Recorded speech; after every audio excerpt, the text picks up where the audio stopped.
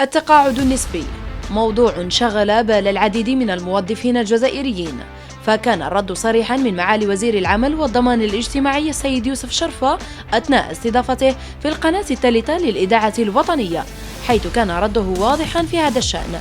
تابعوا هذا الفيديو. Par rapport à ces cotisations au niveau des caisses de retraite et de la sécurité sociale, est-ce qu'on peut parler aujourd'hui d'un éventuel retour, puisqu'il y a beaucoup de questions et d'interrogations autour de cette question, Monsieur Youssef Chorfa, de la retraite proportionnelle, même si vous avez été catégorique au niveau de l'Assemblée populaire nationale. Vous avez dit non. En tout cas, il faut rappeler dans quel contexte la retraite proportionnelle a été mise en place. Elle a été mise en place dans les années 90. C'était une situation économique explosive, une situation exceptionnelle qui a fait que beaucoup d'entreprises ont été dissoutes, des entreprises qui sont sorties, qui sont parties du secteur économique. Donc, il y a un personnel qu'il fallait prendre en charge. C'est pour ça la retraite proportionnelle, elle a été mise en place. Mais depuis 2016, elle a été complètement gelée. Et c'était l'assainissement des dossiers. Il y a eu une modification en 2020 pour ramener la retraite jusqu'à 65 ans à la demande du travailleur et à l'appréciation de l'employeur.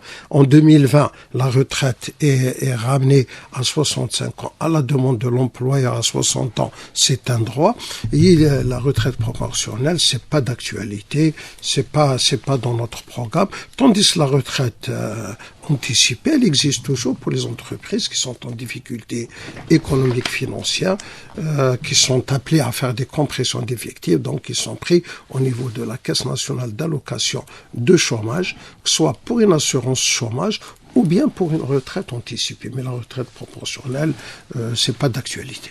Mais avec les mécanismes mis en place actuellement, est-ce qu'on arrive à mettre en place des structures ou des moyens pour assurer l'équilibre financier des deux caisses, la CNR et celle de la Sécurité sociale, Monsieur Chorfa? Absolument. La CNAS et CNR. Absolument, ça relève de la gouvernance, de la bonne gouvernance. C'est ce qui On est dans une situation d'équilibre financier?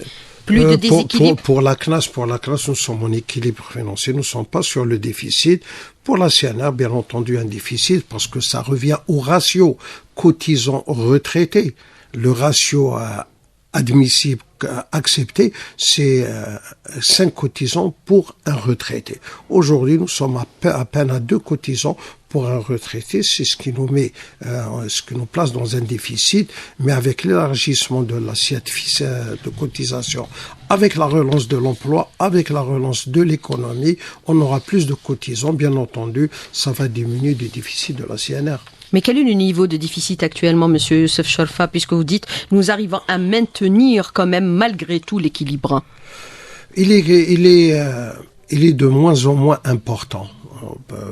Si je compare 2022 à 2021, le déficit a été à 540 milliards de dinars. Cette année, 2022, nous avons clôturé à 376 milliards de dinars, qu'il faut compter à l'impact Covid également, qui a impacté les recettes, que ce soit de la CNAS ou de la CNA, parce qu'il n'y a pas eu de création d'emplois pratiquement pendant 2 ans à cause de la pandémie qu'a connu notre pays. Maintenant, depuis cette année, nous sommes en train de relancer tout ça, d'avoir plus de cotisants, ce qui a réduit le déficit au niveau de la CNR.